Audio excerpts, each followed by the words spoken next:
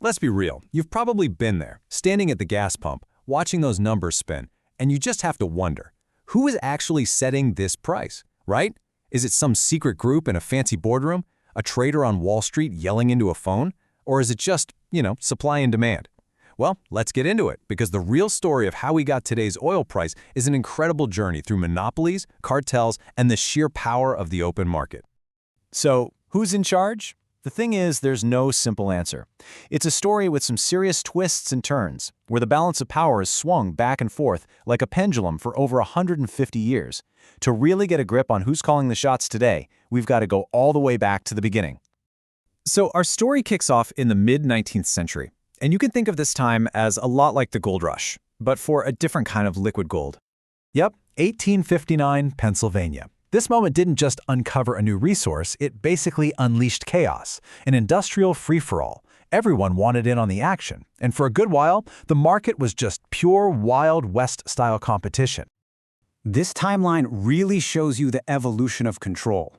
You start with that total chaos of the oil rush. Then, one guy, Rockefeller, comes in and tames it with his Standard Oil monopoly. But when that monopoly gets broken up, the industry goes global. Oil starts pushing coal out of the way, and the power shifts to a handful of huge Western oil companies. They called them the Seven Sisters. But here's the most critical part, that last phase. The Middle East becomes the new center of the universe for oil. And get this, for the first time ever, the USA has to start importing more oil than it produces. This one fact completely set the stage for a massive shift in power. Because, as the world got thirstier and thirstier for oil, the countries that were sitting on all that black gold decided, hey, maybe we should have a bigger say in how it's sold. A brand new player was about to walk onto the field and completely rewrite the rulebook. And it all started with just 5 countries. That's it. Iran, Iraq, Kuwait, Saudi Arabia, and Venezuela. In 1960, they sat down together and formed a new club, one that was designed to challenge the dominance of those 7 sisters and forever change the global energy game. So what was their goal? It was actually pretty straightforward. They wanted to work together to get what they thought was a fair and stable price for their #1 export. But the big one, the main event, was to build a force strong enough to stand up to the powerful Western companies that had been running the show for decades. And this wasn't just some abstract grab for power. It was all about the economics. I mean, just imagine this. You are producing more and more of a product that the world is desperate for, yet the price you're getting for it is actually going down. That was the crazy reality these countries were facing.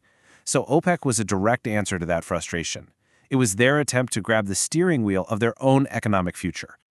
But creating a group to control prices, that's one thing. Actually, keeping that group together, well, that's a whole other story. And this brings us to the fundamental problem that every single cartel, OPEC included, has to deal with. Okay, so let's be super clear about what a cartel even is. It's basically a group of producers who are supposed to be competing against each other, but instead they secretly agree to act like one giant monopoly. The plan is simple. They all agree to produce a little less oil, because if supply goes down and demand stays the same, the price and their profits should go way up. Sounds like a foolproof plan, right? Well, not so fast. And this quote right here gets to the absolute core of the problem. OPEC is literally the textbook example of a cartel. But if you look at its history, it's just littered with moments where that teamwork, that agreement to collude, just completely shatters. So the big question is, why is it so ridiculously hard to keep a cartel together?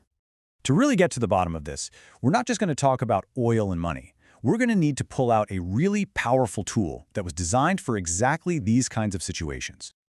At its heart, game theory is all about strategy. It's the study of how different players, in our case, the countries in OPEC, make decisions when the best outcome for them depends entirely on what the other players decide to do. It's like a high-stakes game of chess, but with billions, even trillions of dollars on the line. Okay, let's break this classic game down. Don't worry, it's simpler than it looks. Look at the bottom right corner. If both Saudi Arabia and Nigeria cooperate and keep production low, they both make high profits. That's the dream scenario for the cartel. But now, put yourself in Nigeria's shoes. If Saudi Arabia is playing nice and cooperating, Nigeria can make the absolute highest profit for itself by cheating and pumping out a ton of oil. And the exact same logic applies to Saudi Arabia. But, and here's the kicker, if they both decide to cheat and flood the market with oil, the price crashes and they both end up in the worst possible spot. Low profits for everybody. And what we just walked through, that has a famous name, the prisoner's dilemma. Even though the best result for the group is for everyone to cooperate, the smartest move for any individual country is always to cheat, no matter what the other guy does. This constant, nagging temptation to cheat is the internal force that is always threatening to pull OPEC apart at the seams. So while OPEC was wrestling with this internal drama, a totally new force was building on the outside, one that would challenge its power in a completely different way. The market itself started to fight back.